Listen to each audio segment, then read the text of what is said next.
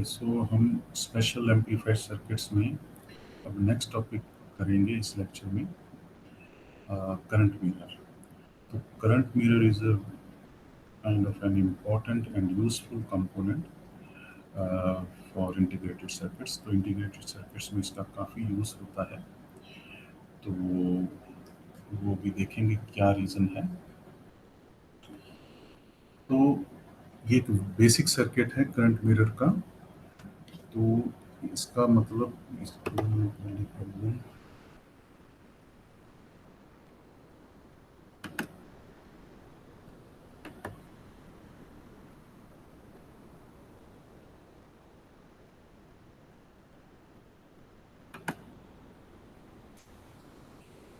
तो इसका मतलब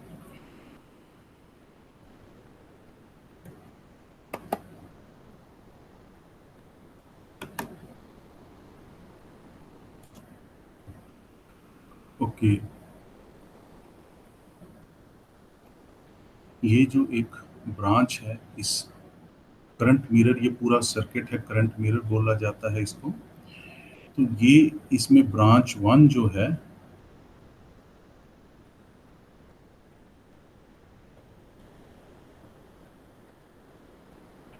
और ये ब्रांच टू है।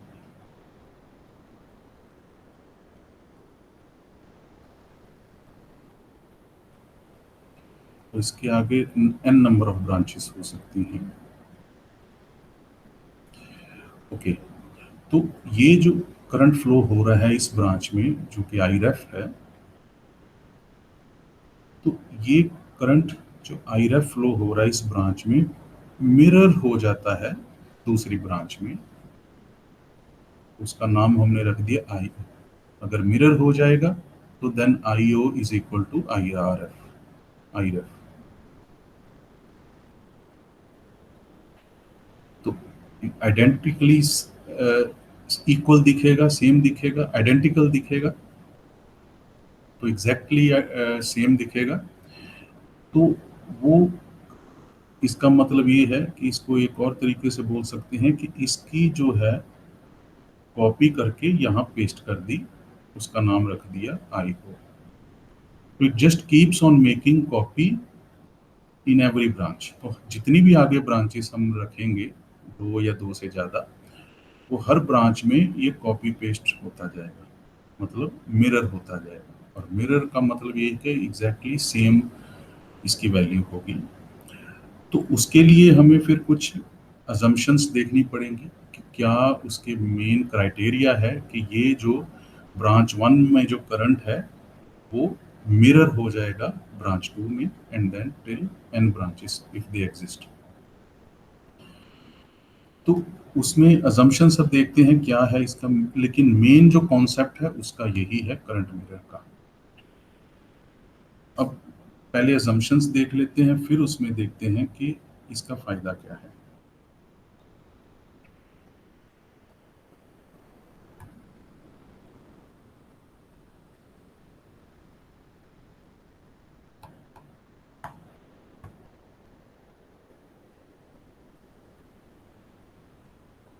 ओके, तो अजम्पशंस हैं इसकी।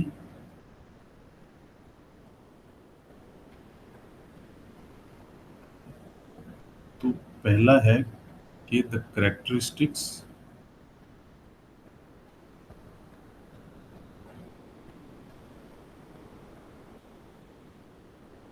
Of Q1 and Q2 are identical, ideally। तो जो हम जानते हैं कि जब फैब्रिकेशन करते हैं हम ट्रांजिस्टर्स की, तो उस फैब्रिकेशन प्रोसेस में थोड़ी सी वेरिएशन हर ट्रांजिस्टर में रह जाती है। तो प्रोसेस वेरिएशन में थोड़ी सी उसकी वजह से ट्रांजिस्टर्स थोड़ा सा, मतलब वेरिएशन उनमें रह जाती है, मीन्स एग्जैक्टली आइडेंटिकल वो नहीं होते हैं, थोड़ा सा फर्क रह जाता है। लेकिन अगर हम आइडियल कंडीशंस देखें तो yes, they are identical. Okay, तो एक तो ये है। दूसरी कंडीशन है Q1, Q2 are operating in, ये assumption है, they are operating in active region और linear region. एक्टिव रीजन हम जानते हैं एम्पलीफायर के केस में ट्रांजिस्टर जो है एक्टिव रीजन में ऑपरेट करता है. तो तीसरी assumption है that beta means the current gain of Q1, Q2 is extremely large. तो ये हम देखते हैं कि Q1 और Q2 अगर आइडेंटिकल हैं तो बीटा भी उनका सेम होगा, आइडियली सेम होगा, लेकिन वो उसकी वैल्यू जो है वो काफ़ी ज़्यादा होगी. तो मैं यहाँ पर वैसे लिख दूँ beta should be greater, far greater than 1. तो ये अजम्पशंस अगर हम देखें तो अगर हम यूज़ करें इन्हीं अजम्पशंस को to build up this current mirror in integrated circuit, तो इंटीग्रेटेड सर्किट में सिलिकॉन सबस्ट्रेट जो होता है तो एक सेम सिलिकॉन सबस्ट्रेट होता है, उसी में नंबर ऑफ ट्रांजिस्टर्स जो हैं वो मास्क किए जाते हैं या बनाए जाते हैं, मैन्युफैक्चर किए, फैब्रिकेट किए जाते हैं. तो उस केस में काफ़ी इजी हो जाता है कि प्रोसेस वेरिएशन एक से लेके दूसरे ट्रांजिस्टर में उतनी वेरी नहीं होगी क्योंकि जो सबस्ट्रेट है वो सेम है. तो प्रोसेस वेरिएशन इतनी ज़्यादा नहीं होगी, मतलब डिफरेंस इतना ज़्यादा नहीं होगा, ऑलमोस्ट नेग्लिजिबल होगा. तो उस केस में करंट मिरर जो है काफ़ी इजी हो जाता है बनाने के लिए. तो इजी हो गया तो यूजफुल तो है ही है क्योंकि हम तो नंबर ऑफ ट्रांजिस्टर्स इंटीग्रेट कर रहे हैं उसमें, 1000 से लेके मिलियन ट्रांजिस्टर्स उसमें इंटीग्रेट हो रहे हैं. तो एक एक ब्रांच की जो करंट है उसकी कितनी कॉपीज की ज़रूरत पड़ती है कि सेम करंट जो है कई ब्रांचेस में फ्लो करना होता है. तो उस केस में बड़ा इजी हो जाता है करंट मिरर का कॉन्सेप्ट यूज़ कर लें अगर उसमें. तो एक तो टेक्नोलॉजिकली मींस के जो प्रोसेस है उसमें वेरिएशंस ज़्यादा नहीं होंगी क्योंकि सेम प्रोसेस से पूरा इंटीग्रेटेड सर्किट ही बन रहा है, इसलिए जो असम्पशंस हैं उसमें वैलिड रहेंगी काफ़ी. इन वैलिड असम्पशंस की वजह से फिर कॉपीज और या करंट को मिरर कर सकते हैं easily, n number of copies उसकी जनरेट कर सकते हैं. तो ये हो गई असम्पशंस. अब आ जाती है बात कि इसको अगर जब हमने बोला है कि करंट मिरर हो जाता है मींस सेम करंट फ्लो होगा, अगर ब्रांच 1 में फ्लो हो रहा है आई रेफ तो आई ओ जो होगा that will be equal to I R F. तो इसलिए इसमें अब अगर ऑब्जेक्टिव की बात करें तो objective of current mirror is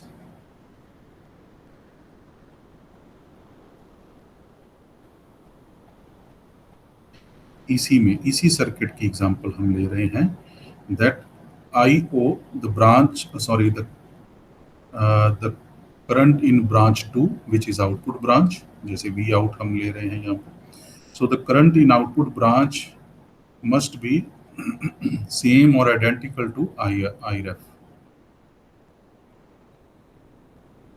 IREF जो है वो करंट इस ब्रांच में है. हमारा ऑब्जेक्टिव ये है कि जो आउटपुट ब्रांच का करंट है वो इसके बिल्कुल एग्जैक्टली सेम हो, आइडेंटिकल हो. तो यही हमने अभी डिराइव करना है मैथमेटिकली. असम्पशंस वही यूज करेंगे हम. तो हमने ये देख लिया इसमें.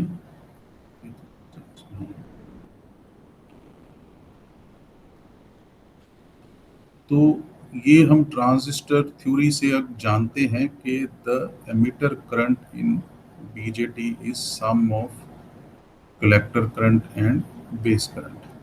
और कलेक्टर करंट हम जानते हैं बीटा टाइम्स आई बी होता है प्लस आई बी. इसको अगर आई बी को हम कॉमन कर लें तो बीटा प्लस 1 हो गया. So if beta is extremely large तो फिर beta plus 1 is equal to beta कर देंगे हम, अप्रोक्सीमेशन उसका.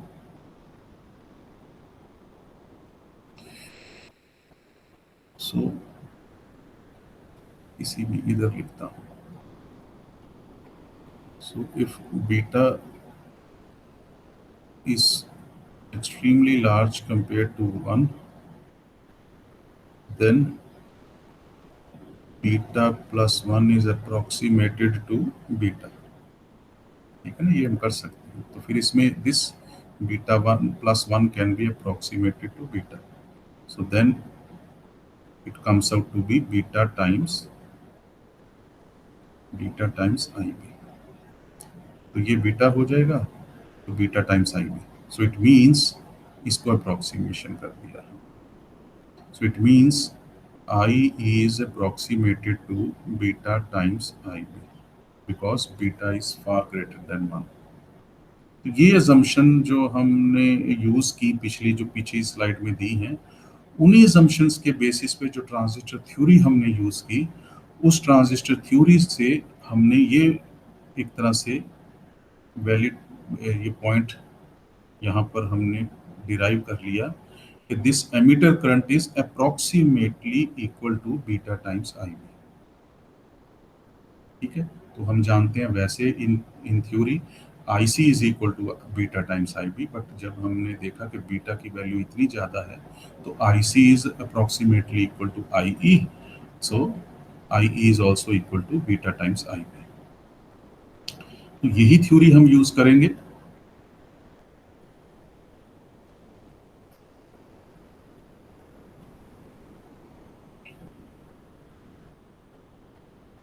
इसमें यहाँ पर मैं बना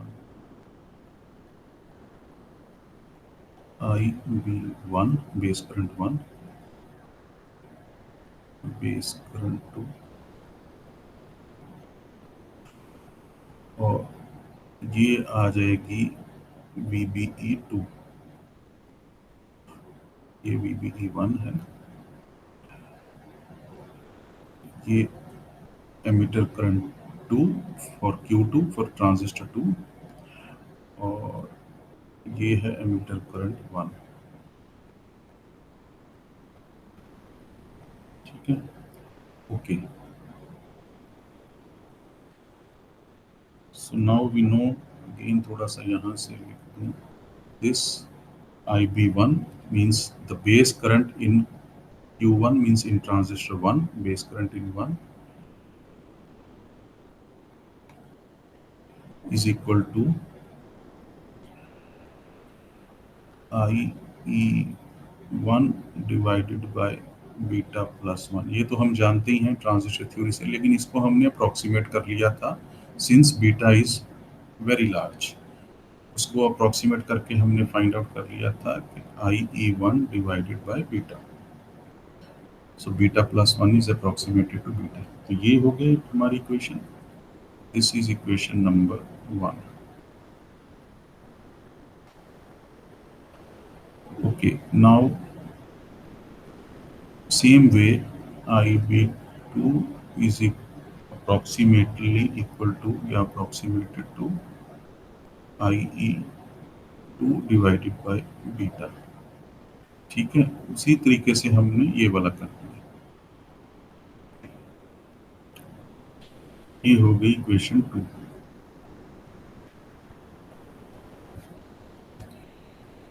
ओके, फिर हमने ये भी देख लिया कि IB1 IE1 divided by beta, IB2 है IE2 डिवाइडेड बाय बीटा. तो ये क्योंकि ट्रांजिस्टर्स आइडेंटिकल हैं दोनों, Q1 and Q2 both are identical to each other और बोथ आर एग्जैक्टली सेम.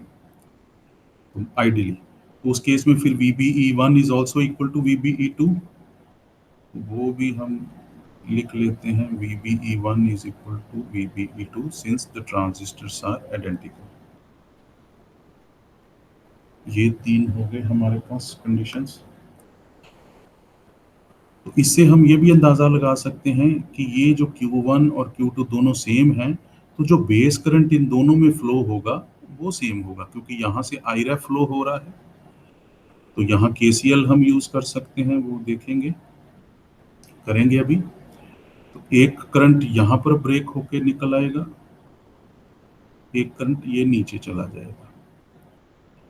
तो ये जो करंट यहाँ पर इस पॉइंट पे आके जब ब्रेक होगा, क्योंकि ट्रांजिस्टर्स दोनों सेम हैं, तो बिल्कुल एग्जैक्टली हाफ, मतलब exactly same current IB1 flow होगा, सेम करंट ही IB2 करंट फ्लो होगा, क्योंकि ट्रांजिस्टर्स दोनों सेम है, Q1 और Q2।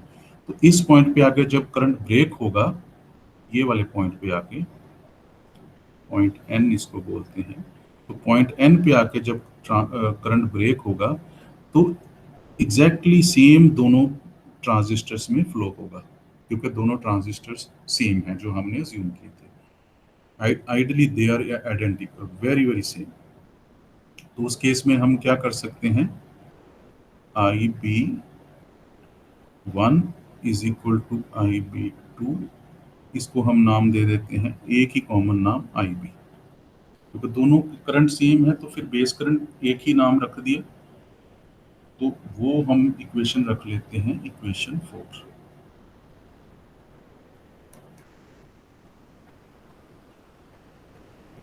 ओके, तो अब हम उसी हिसाब से देखते हैं, क्योंकि हमने ये देखा था कि IB1 की वैल्यू थी IE1 बाई बीटा, IB2 की वैल्यू थी IE बाई बीटा। ठीक है, तो उस केस में फिर हम ये देखेंगे, ये वाला, हाँ, ये IB2 और IB1 दोनों सेम है, VBE1 और VBE2 भी दोनों सेम है। तो उस केस में फिर हम ये बोल सकते हैं कि एमीटर करंट भी सेम होंगे, क्योंकि बेस करंट सेम है, VBE वैल्यूज जो है वो भी सेम है, ट्रांजिस्टर्स क्योंकि आइडेंटिकल हैं, तो फिर IE1 is equal to IE2, emitter current भी सेम है, IE1 is equal to IE2 is equal to IE। So इसको इक्वेशन 5 रखते हैं।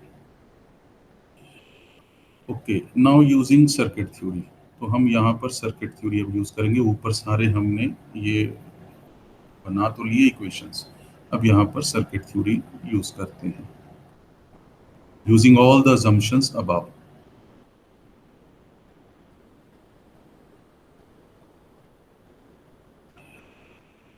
तो पहले हम क्या करेंगे, KVL यूज करते हैं, नेक्स्ट में जाते हैं, थोड़ा सा लिख लूँ यहाँ पर। तो हमने ये देखा है इक्वेशन 1, यहाँ लिखता हूँ, इक्वेशन 1 में हमने देखा है उसमें IB1 is equal to IE1 by beta।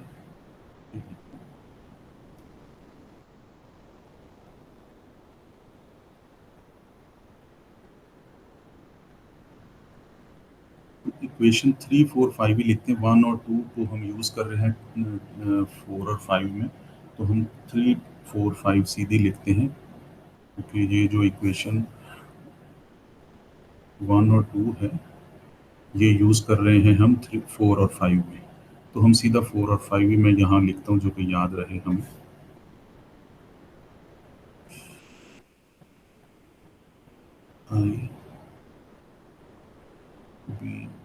IB1 is equal to IB2 is equal to IB, this is equation 4, IE1 is equal to IE2 is equal to IE, which is equation 5।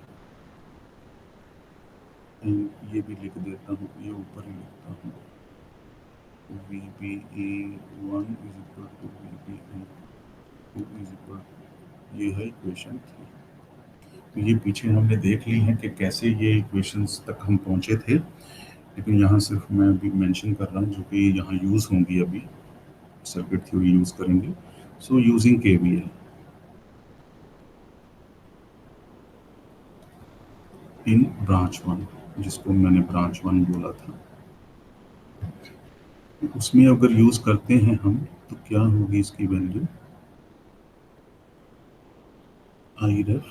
IREF की अगर value हमें find out करनी है तो क्या होगा, VCC minus VBE from equation 3, VBE1 is equal to VBE2 उसी को मैंने VBE यहाँ लिख देता हूँ। सो अगर दोनों सेम है तो हमने एक कॉमन नाम रख लिया VBE। ये एक कॉमन नाम हम यूज करेंगे, दोनों की वैल्यूज, ये VBE is equal to VBE1 means in transistor 1 which is same as VBE2 which is in transistor 2। So दोनों की वैल्यू सेम है तो इसे एक ही नाम रख दिया इसका। ऐसे ही IB भी करंट सेम नाम रख दिया क्योंकि दोनों ट्रांजिस्टर्स में सेम करंट फ्लो हो रहा है, ये भी दोनों में सेम करंट फ्लो हो रहा है, तो एक ही नाम, एक ही इसको आइडेंटिफाई दे दिया, एक ही वैल्यू दे दी। तो ये VBE जो हमने रखी है it is for transistor 1 which is equal to VBE1, लेकिन हमने अब इसका नाम सेम रख दिया तो VBE रखेंगे। तो VCC ये वाली value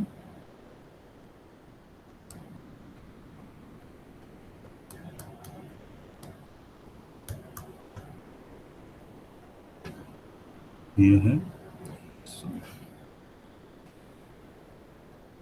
So this is VCE, VCC, VCC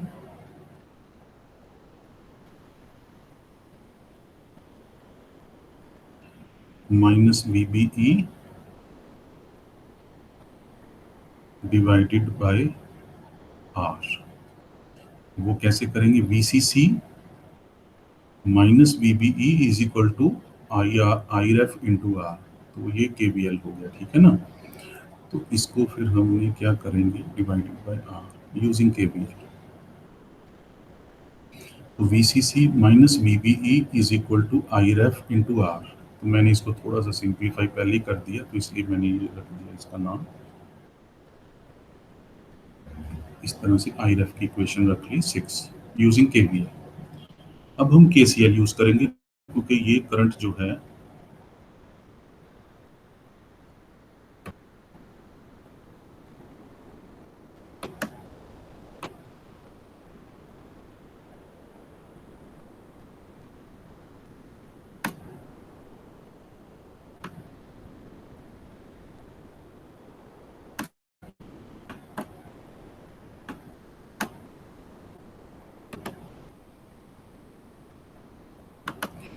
क्योंकि ये करंट जो है वो यहाँ पर ब्रेक हो रहा है इस पॉइंट पे, इस पॉइंट पे करंट जो है वो ब्रेक हो रहा है, तो इसलिए हमने KCL लगाना है। तो KVL की इक्वेशन मैं यहाँ वैसे ही लिख दूं, VCC which is the supply to the circuit, complete circuit, ये सप्लाई है। तो अगर हम जानते हैं supply is equal to voltage drops, तो अगर वोल्टेज ड्रॉप क्या है, एक तो वोल्टेज ड्रॉप है आई रेफ, या पहले लिखते हैं VBE प्लस आई रेफ इन पार, यही है। सो ये सप्लाई वोल्टेज है, यहाँ एक ड्रॉप हुआ आई रेफ इंटू आर और एक ड्रॉप हुआ VBE। So sum of all the voltage is equal to 0, या फिर voltage supply is equal to voltage drop, ये KVL हुआ। तो ये इक्वेशन को मैंने 6 में और सिंप्लीफाई कर दिया, इक्वेशन 6 में, इक्वेशन 6 में जो सिंप्लीफाई किया इसी इक्वेशन को किया, ये वाली इक्वेशन को, KVL। तो अब KCL हमने यूज करना है, तो KCL यूज करेंगे तो कैसे होगा, KCL, एक करंट इधर फ्लो हो रहा है और एक जब ब्रेक हो रहा है इस नोड पे जाके तो दो करंट फ्लो हो रहे हैं। तो हम ऐसे कैसे करेंगे, यूजिंग KCL। एक करंट हमारे पास है IRF जो ब्रेक हो रहा है, so current entering which is IRF is equal to current leaving. तो अब करंट लीविंग में क्या क्या है, करंट लीविंग दिस नोड, अगर इस नोड को मैं यहाँ नाम दे देता हूँ A, नोड A, तो current entering this node A is IRF, वो यहाँ लिख दिया मैंने। Now current leaving this node A is,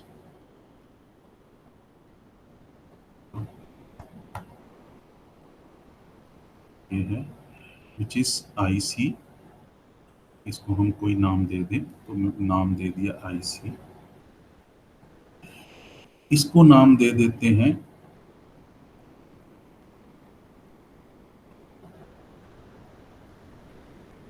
IB1 plus IB2, क्योंकि हम जानते हैं ये IB1 था और ये IB2 था।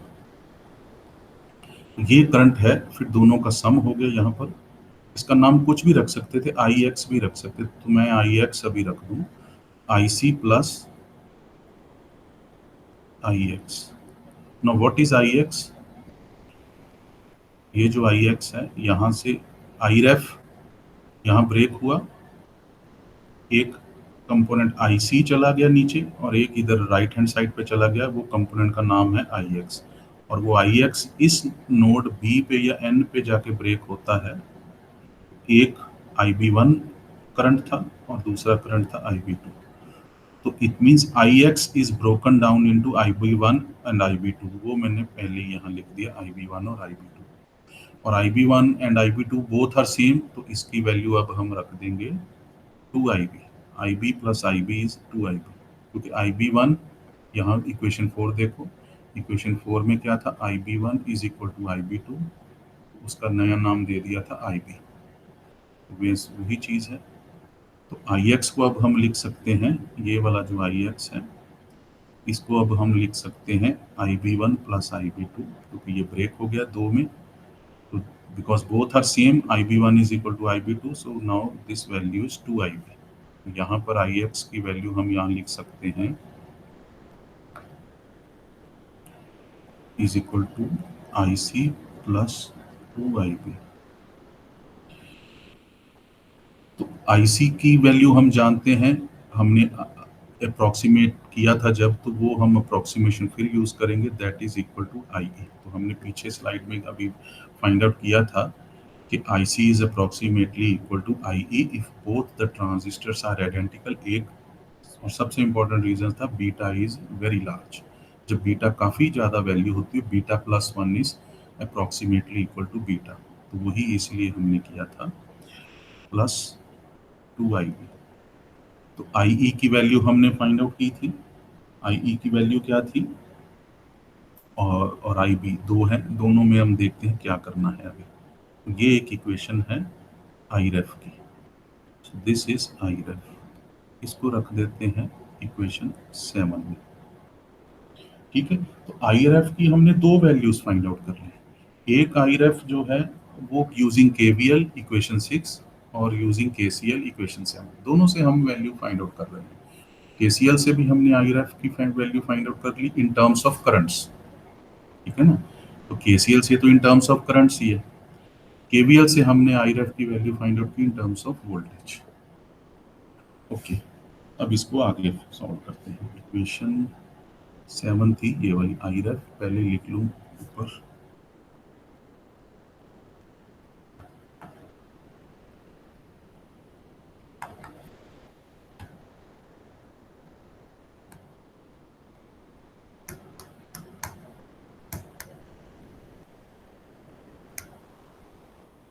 यहाँ IREF is equal to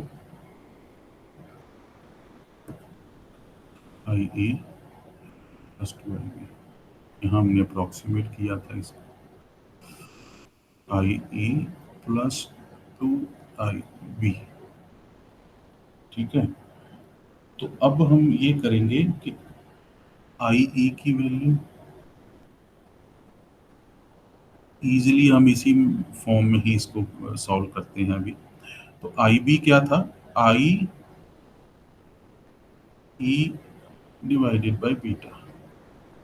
IB की वैल्यू थी IE बाय बीटा, तो मैं यहाँ पर फिर एक बार लिख दूँ, I is equal to beta IB, not is equal to, approximately equal to. तो IB क्या हुआ फिर, approximately equal to IE by beta. ये हम कर चुके हैं शुरू में जब हम असम्पशंस को डिराइव कर रहे थे। तो ये हो गया वही सेम। अब हमने इसमें क्या करना है, बेसिक मैथमेटिकल ट्रिक यूज़ करते हैं हम थोड़ा सा, बीटा से मल्टीप्लाई और बीटा से डिवाइड करेंगे तो ये 1 ही आ जाएगा, मल्टीप्लाई बाय आई ए। इसको हमने ये किया कि बीटा से मल्टीप्लाई और डिवाइड किया तो वैल्यू उसकी आई ई ही आएगी, plus 2 I E divided by beta. ठीक है, तो बीटा कॉमन कर लिया हमने नीचे, आई ई को बाहर ब्रैकेट में कॉमन ले लिया, beta plus 2 divided by beta, beta common आ गया नीचे, इसको दोनों को नीचे कॉमन पैरामीटर ले लिया बीटा, ऊपर बीटा प्लस 2 आ गया, आई ई को हमने कॉमन बाहर कर दिया। ओके, अब इसमें क्या है, वही assumption, since beta is far greater than 1 means extremely large value, तो beta plus 2 is approximately equal to beta. हमने beta plus 1 approximately equal to beta किया था, इसमें beta plus 2 approximately equal to beta कर रहे हैं, तो फिर क्या वैल्यू आ गई इसकी, आई ई टाइम्स बीटा, इसको अप्रोक्सीमेट लिखता हूँ, approximately beta divided by beta, because beta plus 2 is approximately equal to beta, ये कैंसिल हो गया, तो आई रेफ जो अप्रोक्सीमेटली अब आएगा इक्वल टू आई ई आएगा, so I ref is approximately equal to I E, और आई ई क्या चीज थी, equal to I E 1 equal to I E 2, इसको मैं आई रेफ लिखता हूँ, तो I ref is approximately equal to, इसकी इक्वेशन हम रखते हैं 8, तो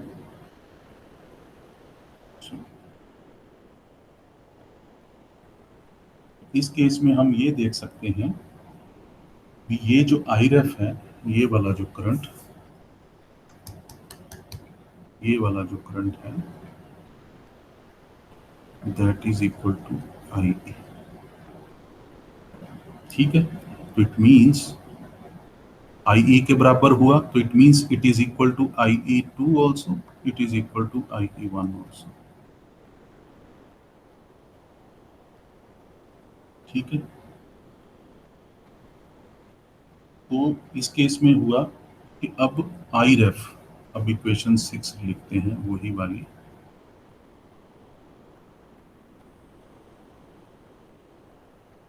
इक्वेशन 6, तो अब यहाँ से अब हम क्या इसमें देखते हैं कि आई ई की दोनों की वैल्यू सेम है, इट मीन्स कि जो इक्वेशन 6 से हम देखेंगे आई रेफ, ये वाला, ये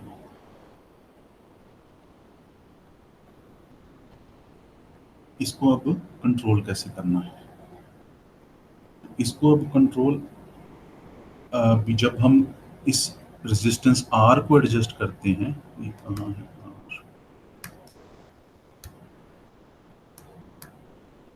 ये है रेजिस्टेंस आर, इसकी वैल्यू अगर हम इंक्रीज करते हैं आई रेफ डिक्रीज हो जाएगा, अगर इसकी वैल्यू डिक्रीज करते हैं तो आई रेफ इंक्रीज हो जाएगा, तो means modifying the value of R, जो रेजिस्टेंस है, तो इसकी वैल्यू अगर मॉडिफाई करेंगे तो आई रेफ की वैल्यू जो है मॉडिफाई या कंट्रोल कर सकते हैं, तो आई रेफ हम कंट्रोल कर सकते हैं just by adjusting the value of R. उस केस में हम ये कह सकते हैं कि I ref is equal to I E, जो अभी हमने देखा इक्वेशन 8 में, तो इट मीन्स कि रेजिस्टेंस की वैल्यू से ही हम आई ई की वैल्यू भी कंट्रोल कर सकते हैं, एमीटर करंट की वैल्यू भी कंट्रोल कर सकते हैं। तो अगर एमीटर करंट की हम वैल्यू कंट्रोल कर सकते हैं, आई बी तो दोनों के सेम है, आई बी तो दोनों के सेम है, तो आई ई जो एमीटर करंट है आई रेफ के बराबर है, दोनों के एमीटर करंट भी सेम है, दोनों के बेस करंट भी सेम है, तो उसी से हम फाइंड आउट कर सकते हैं, क्योंकि दोनों के एमीटर करंट भी सेम है, दोनों के बेस करंट भी सेम है, तो कलेक्टर करंट भी सेम है। लेकिन वो कलेक्टर करंट हम कंट्रोल कैसे कर सकते हैं दोनों के, आई रेफ और आई ओ को, because IREF is equal to IE, which in turn is equal to IC. मैं पहले इधर भी लिखूं,